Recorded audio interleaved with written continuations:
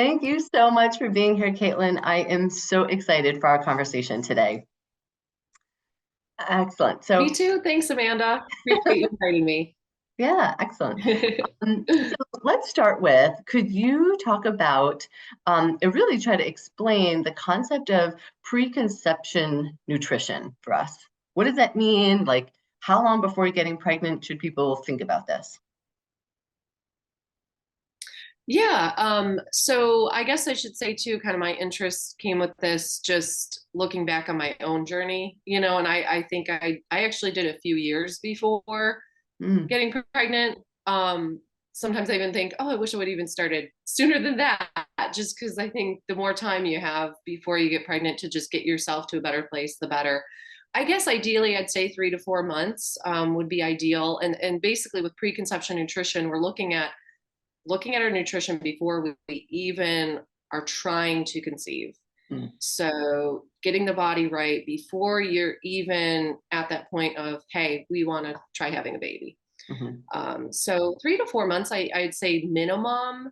Um, I have read some research studies just suggesting that women on birth control really should be off the birth control for 6 months to replete their folate levels. That can You can have a depleted folate from being on birth control.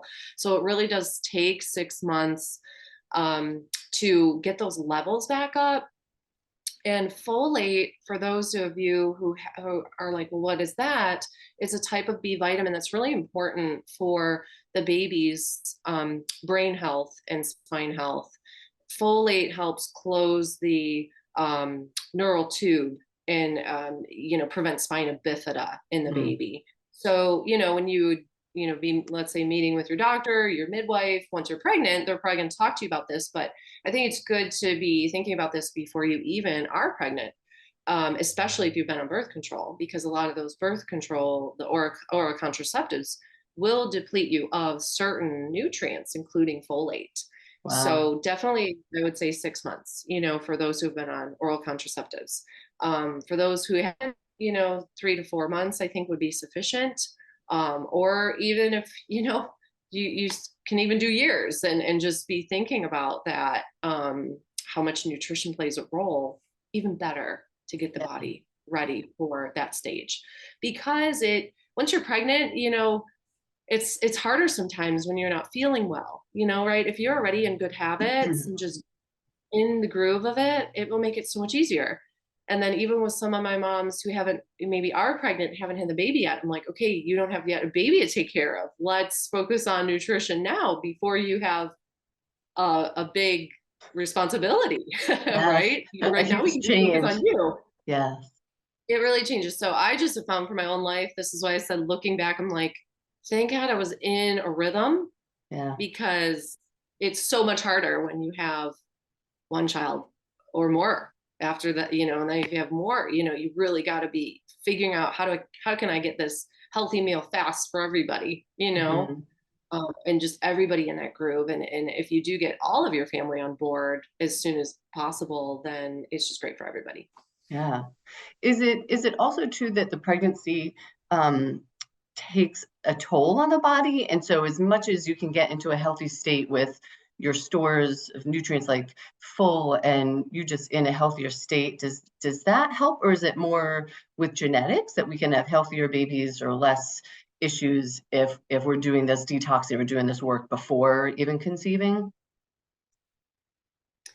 Yeah, I mean, pregnancy is a stress on the body, right? Totally. So, I mean, yeah, you're going to be, I feel like any stress on the body, like even a smoker, right? That's stress on the body, or stress in general, Hmm. you're using more nutrients.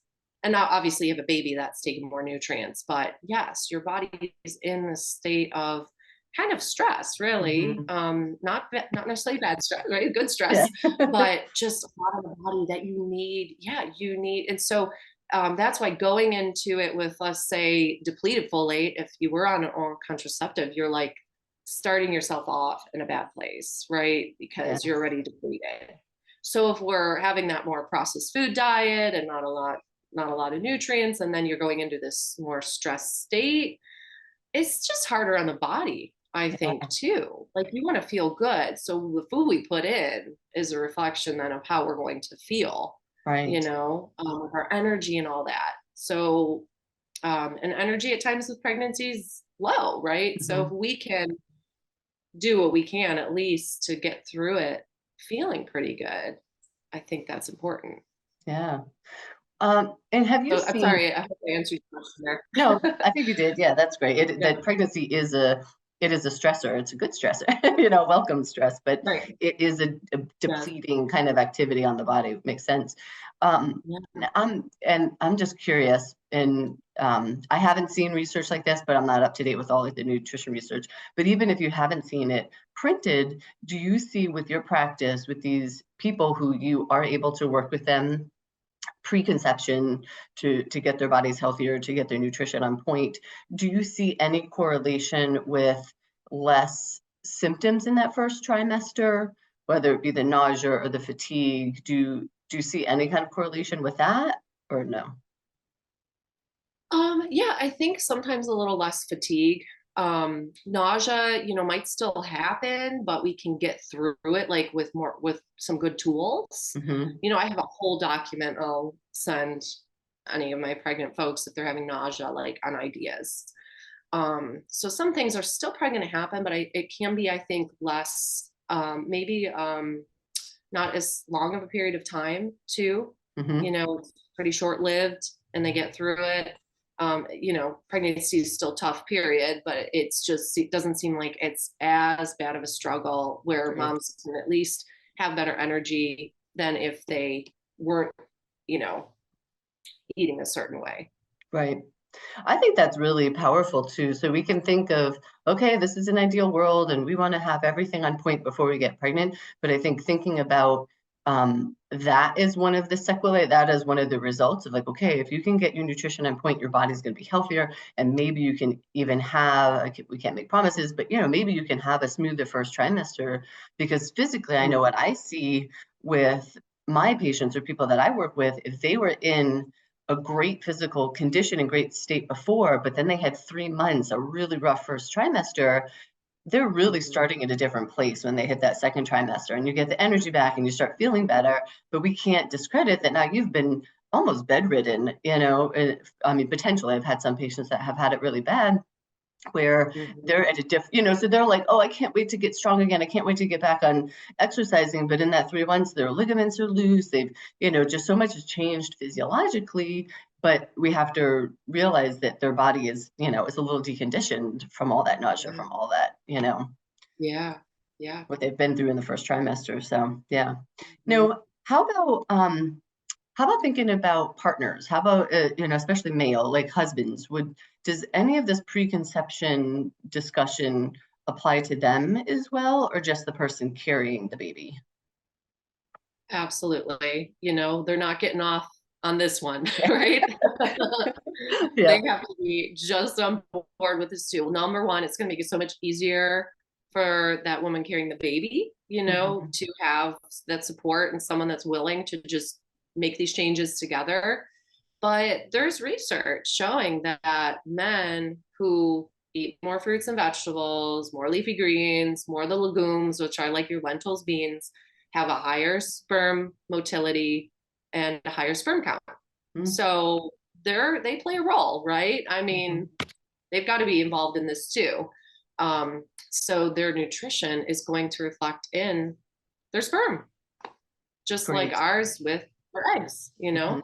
Mhm. So yeah, they absolutely really need to be, we'll probably get more into the nutrition stuff, what they need to maybe be doing too, but Yeah. it's absolutely important. 50-50. Yeah, that's great. It's very empowering to think that we have, and it's just like the discussion of like epigenetics, which I know is another whole thing, but like we really have Mhm. control over so much. And by the actions, it does put a lot of responsibility on us that, we can't Exactly. just skate by eating ho-hos and, microwave Yeah. popcorn and stuff. But, we need to be thinking of the nutrient value of what our food is giving us, but that there Mhm. is so much power that when you make those healthy choices, you get rewarded, your children get rewarded and future generations. So yeah, so let's Definitely. let let's jump into that. Like, I'd love to, and I know you have some resources too, and hopefully like a waiting list for people to join. I won't steal your thunder, but I'd love if you can give us a little idea now. If you're trying to get pregnant, are there some foods that you can eat that will help you get pregnant, or is there such a thing as like a fertility meal plan or something that can help you in that process of conceiving? Yeah, I mean, I think there is just some basics of that. Just going back to the folate, you get that from your leafy greens. So I think hands down, just kind of a food kind of group to have into play, really for anyone, but especially too if you're trying to build another human being, your greens, your Mhm. vegetables and fruits. And pretty much with anyone that's coming to see me, I don't usually see them meeting the recommendation on this. The Mhm. recommendation is 7 to 10 servings of fruits and vegetables per day. A serving size is half a cup of a cooked vegetable or 1 cup of a raw leafy Mhm. vegetable. And most people maybe some aren't getting any in some days. So I usually encourage staying, let's strive for 5 servings total of fruits and vegetables per day. And then we can try to get up to the 7 to 10 serving recommendation.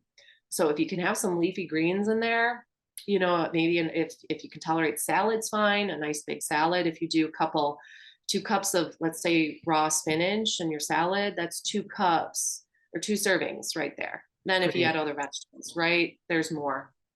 But if you're more of like, hey, it's colder out, I want some soups, you can put some kale in your soup, so that's a great way to get kale. It has folate in it. Asparagus, if you cook up some asparagus with one of your meals. Um, I believe it's like 8 spears of asparagus has a good amount of folate in it. So, Mhm. you really focusing on more fruits and vegetables, hands down, would be my first recommendation. And also keeping in mind how these foods, these healthy whole foods, help balance our hormones. So when we're looking at like pregnancy and trying to, you know, um, have that healthy baby, just trying to balance our hormones with good whole foods is really important. Mhm. And vegetables are a piece of that. They even help the body detox. They help the liver do its job with detoxification. So fruits and vegetables just have so many great qualities. I will say too, the fiber content's really important. Mhm. If you're not getting in enough fruits and vegetables, then probably not getting in enough fiber to the diet. And that really, after you have the baby, if we're looking that far out, there can be constipation. It can be sometimes hard to go to the bathroom. But if you're in that mode already of, hey, I make this smoothie, I have this salad, and I'm not saying anything's perfect, right? Because Right. I understand if you just have I get it. I've had 3 kids. I understand nothing's perfect. But if you're already in that mode of, hey, you just know what you like to eat and you have your routine down, you can be meeting your fiber needs, maybe reducing your risk of having constipation after having the baby or during pregnancy. A lot of women can have constipation then too. The baby's pushing on all kinds of things. And I'm Yep. sure you have tons of information to share on this and probably deal with it so much with constipation and digestive things. But if we can make improvements there, it's just going to help you feel better in that regard too, of better bowel movements. So fruits and vegetables, hands down, really important, especially again for the nutrition, the folate. Um, I do think lentils and beans, things like legumes, have a lot of nutrition in them too. So that can help to get the fiber in, some nutrition. Um, and fish and seafood, just for the omega 3s, which are healthy fats.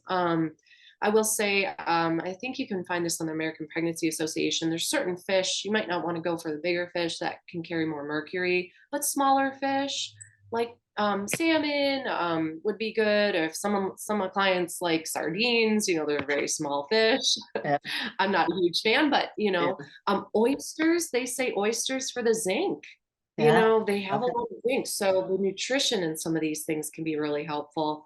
Um, so that is one thing I kind of think about, if someone can tolerate eating some fish and seafood, it can have some nutritional value for sure for Mhm. mom and the baby, for the brain development of the baby. Um, and just other healthy fats, avocados too are great. Nuts and seeds Mhm. offer a lot of nutritional value. And again, all these foods, because they're whole foods, will give you that fiber piece Mm. as well. Yeah. And nutrition. So any pretty much most whole foods, and by that I mean one ingredient foods, right? Nothing that's really overly processed.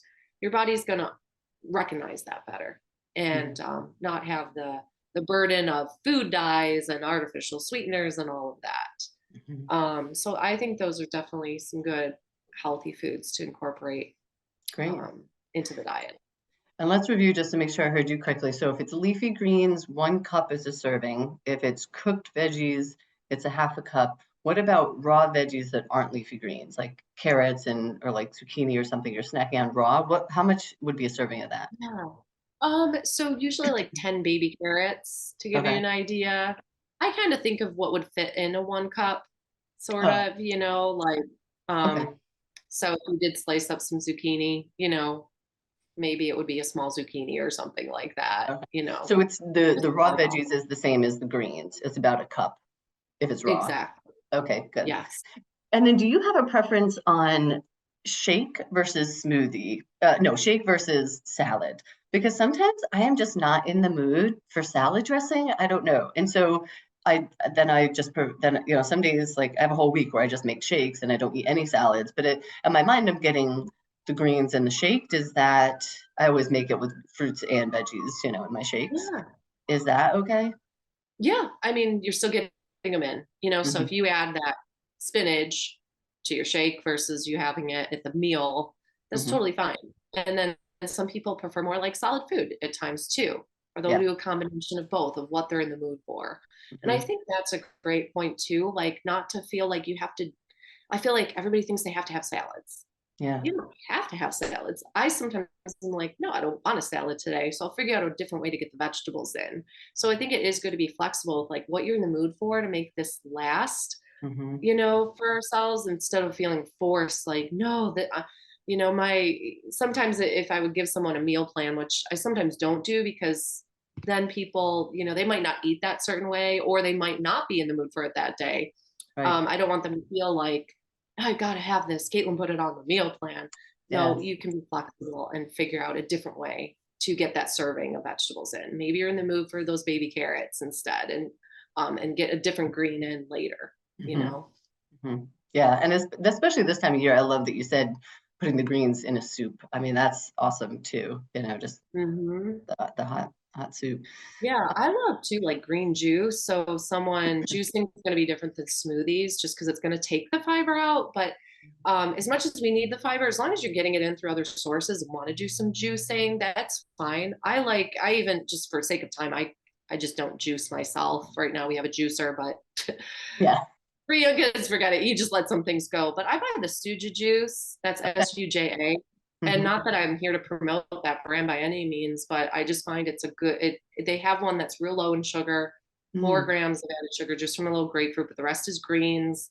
And for me, it just like helps me. Like I just get a cup of that in the morning with Yeah. breakfast just to get some greens in, and then do my other stuff later. Yeah. But there's little things like that that at least you can get some of those greens coming in. You Yeah. know. That's great. And like you said, looking at the sugar content, and I appreciate that recommendation Mhm. because I just sometimes don't have time to Oh, sit there and like look at, okay, which one. So thank you for that heads up. yeah. How about any foods that people should avoid when they're trying to get pregnant or they're trying to conceive? Yeah, I think just going back to the processed foods, I know it can be hard to completely avoid these, but limiting them as much as you can. And by processed food, that's pretty much more of the stuff in the inner aisles of the stores. And there's going to be some processed stuff that's going to be way better than others for sure. You have to look at the ingredients, like we were just talking about, looking at the sugar, looking at the ingredients, because if there's a long list of ingredients, it's probably not the best thing for you.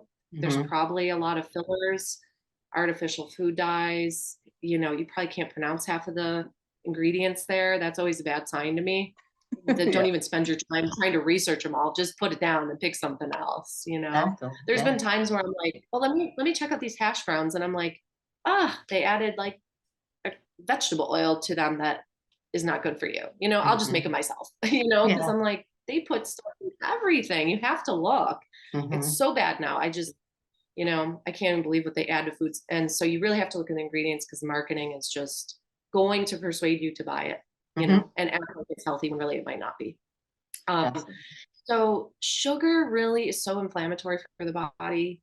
They add it to a lot of things. If you can really try to limit the white sugar you're having and switch, if you want something sweet, I'm totally fine with folks doing more like coconut sugar, maple syrup, maybe even some honey, just for some nutrition, at least from those things versus white sugar, which Mm. really just depletes us of nutrients. So when we're trying to build the body up to carry a baby, and you're having all this white sugar, you're just making yourself so depleted.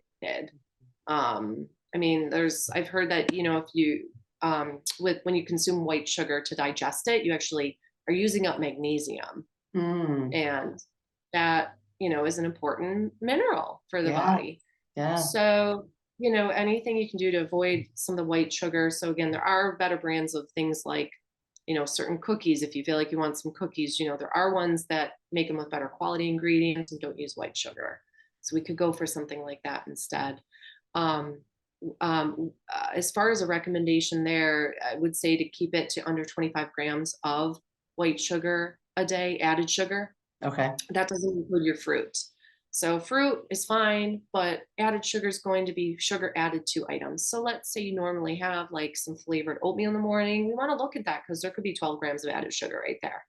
If you Wow. have a granola bar, the Nature Valley granola bars might have another 12 grams. So there you're at almost like 24 grams of sugar a day. If you have a flavored yogurt later in the day, well, now you're over. You're done. It can be that. Yeah. So that means no ice cream, no cookies, right? So we Yeah. have to kind of pick and choose where we want to pick and choose where you want to get that sugar from. The lower, the better. And if you switch to just some of these healthier forms, I think it's a great goal to just something fairly easy to do to just those still taste really good, but you're not getting the white sugar. And just simple swaps. If you normally have like a flavored yogurt, have an unsweetened one, and you can sweeten it with maybe some fruit, maybe a little honey or something like that. Mm-hmm. Um, so that would be one I would say trying to avoid, just because again, hormone balance, health of the baby, trying to keep your energy up. Sugar just causes so many dips, Mm-hmm. in our blood sugar, where we can just crash, right? And then feel tired. And then it can be tough, right? When you don't feel good during pregnancy. This is why we want to work on it before you get Mm-hmm. pregnant, because sometimes when you don't feel good during pregnancy, what do you want? The sugar, Yes. The convenience the foods, bread and which, the sugar. yep. Or Yeah. you're like, I don't feel good. I don't want to stand there and cook this whole oatmeal from scratch, whatever. I'm going to get the processed oatmeal that I'm used to getting. And so it's just, I can totally see the benefit of creating healthier habits when you are totally feeling good before you really need to. That, I mean, we always need to, but yeah, getting Yeah. those benefits, I mean, those habits going before we're actually pregnant and maybe not feeling well. And then we're like, oh gosh, I just need to do something easy to get something in versus it may not be the most nutritionally Right. sound choice that I'm making. Right. Yeah. Yeah. Yeah. And there are quick, convenient things, that I've learned to do as well. So it doesn't have to be that someone spends forever in the kitchen. Right. Um, but some of these just simple things to be aware of too, because sometimes when I talk to folks about the fiber and the added sugar, like they had no idea about the recommendation. They didn't know how many fruits and vegetables they should have. Mm-hmm. I do like the My Plate method, which is basic. They took away the food pyramid and came up with the My Plate method, Mm-hmm. which for those of you listening, you can go and you could just type in My Plate and probably find a picture of it. Basically what it will look like is a half of your plate should be fruits and vegetables, a quarter of your plate protein, a quarter of your plate your starch, so that Mm. your meals are balanced. And I think that always helps me to be like, oh, I have my starch and protein. Oh, where are my greens? Where are my green Yeah. vegetables? Where's the fruit here? Because we sometimes forget about that piece. Yep. So balanced meals too, just kind of help with good blood sugar management. Again, thinking about, right, we have to get that blood sugar test during pregnancy, right? We don't want to end up with, having gestational diabetes and then having to go down that path. And Mm. Amanda, you do the home birth class. I mean, it could be meaning no home birth for that mom Right. if Right. she can't get her blood sugar under control, and that's devastating for moms. So if we can work on it even before and have that balanced meal, have the My Plate method kind of in our minds, fruits, vegetables, some protein, some starch, like then we're kind of on the right path, Yeah. during pregnancy.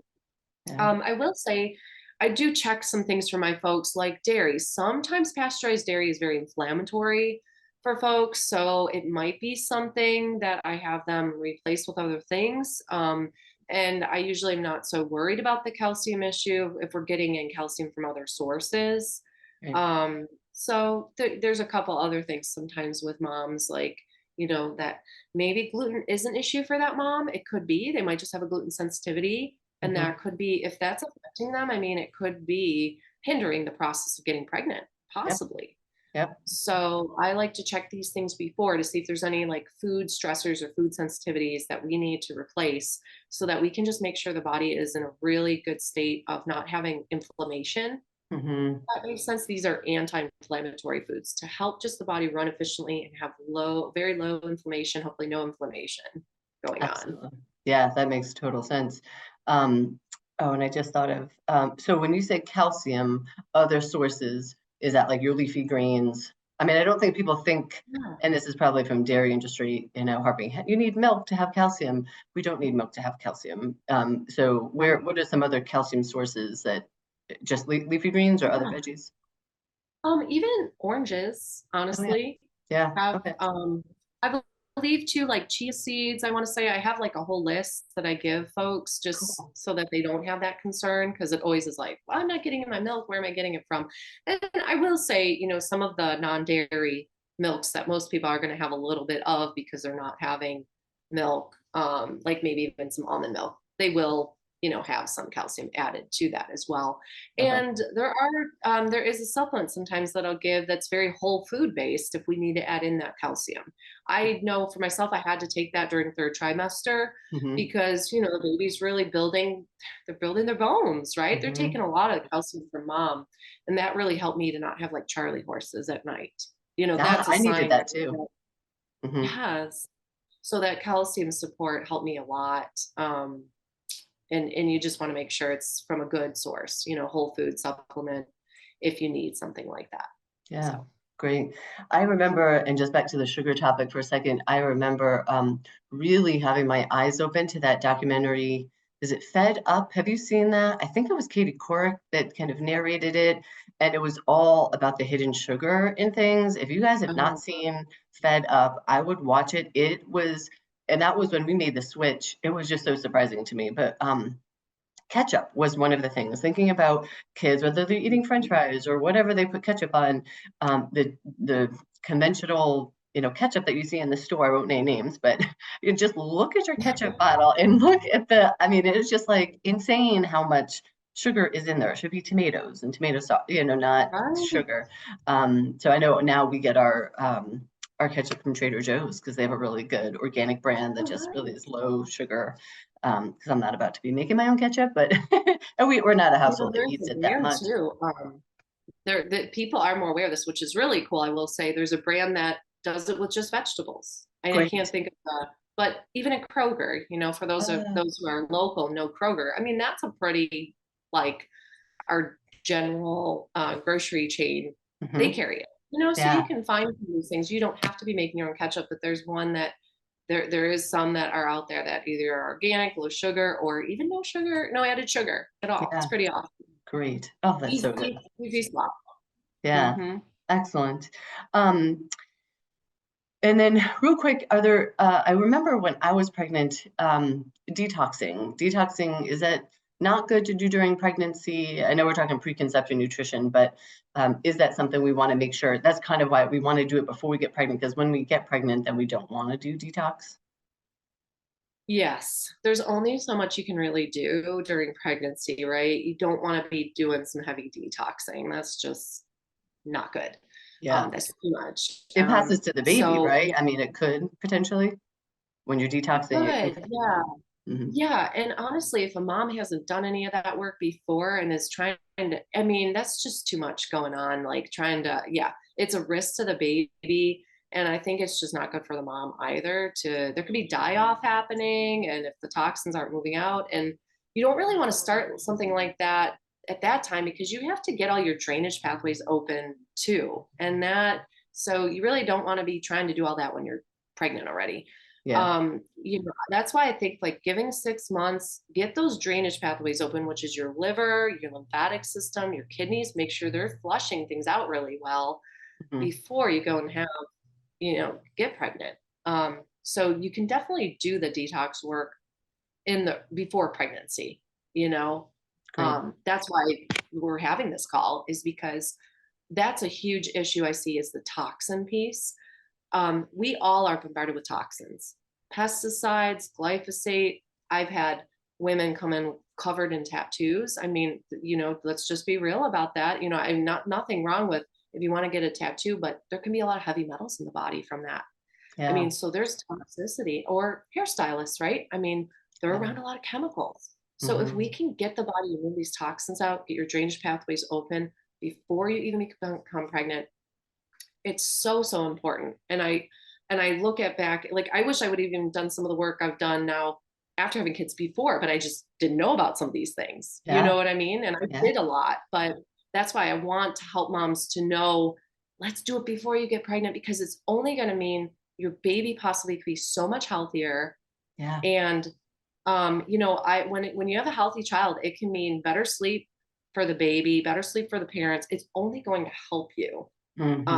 Maybe less colic. I mean, if you're eating better and then your baby's getting breast milk that doesn't maybe have those proteins in it that some babies react to. Sometimes babies have issues with dairy. If you're Yeah. already doing dairy free, then the baby's not getting that. I mean, I will just, I'm not here to say, oh, all about my experience, but my kids really never had like colic or anything like that.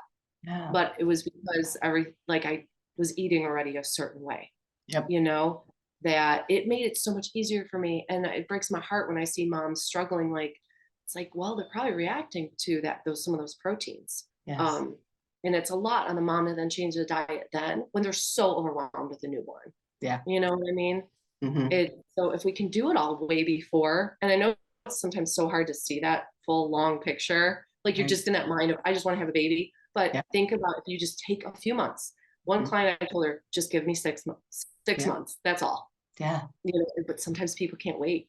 And I Yeah. understand that. But if you can look at the long haul, that's going to help you. Hmm. Try to wait, give yourself that time before. It is so important. I agree. And I feel like at least I didn't hear people talking about it in the space. Like, and with what we do, we're kind of in the space of health providers and healthcare and being proactive and being preventative. And I hadn't really heard many people talking about it years and years ago. And so now I'm just so excited that people, we are talking about it and we're saying, Mhm. I think getting pregnant is such a catalyst for positive change because you start looking at, wait, everything that I'm eating and what I'm putting on my body is not only affecting me now, it's affecting my child. If my child's a little girl, she's got all her eggs in her that she's going to have. So you're Yeah. really growing your grandkids, DNA in your body at the same time if you have a female child. And I just think, yeah, that people are being more proactive now, and I just think this is such a wonderful conversation to have. So, Yeah. how can couples get more information about how to work with you, and what are some of the things you have coming down the pipeline that people can look forward to? Yeah, they can just go to my website if they want to contact me directly and have a little chat first to see how I might be able to help. And that's www.truefoodandwellness.com, all spelled out. And coming this year, we will be having a preconception nutrition program. Hasn't launched yet, so 3 kids. I I'm know. trying. Yeah. So everybody be patient with me. I'm trying to get it out there for you. So that will be available this year. Hopefully we'll have more exact date for you ASAP, but you can go to the website, sign up on the wait list, and you'll get that information sent as soon as we have any more updates. Yeah, excellent. Thank you, thank you, thank you for your time today, for all that you're doing, for men and women with their nutrition, but especially around this topic. I just think it's such important work, and I really appreciate your time doing the one-on-one work, but then also putting together this program and what you're going into too. I am so excited for you and for all the people that are going to get to benefit from what you give. So, Thanks, Amanda. Thanks for your um, support. I uh, appreciate it. awesome. Thank you so much. Take care.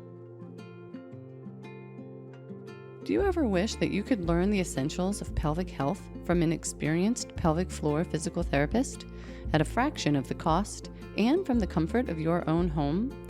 This episode is sponsored by Progressive Pelvic Education, your source for online courses to expand your pelvic health knowledge and promote optimal wellness. Pelvic health is wealth, and there is a lot of essential information about our pelvic floor that isn't taught in school. Learn what to do and not to do to avoid the inconvenience and pain of pelvic floor issues in a self-paced course you can take anywhere. Visit progressivepelviceducation.com to get access today.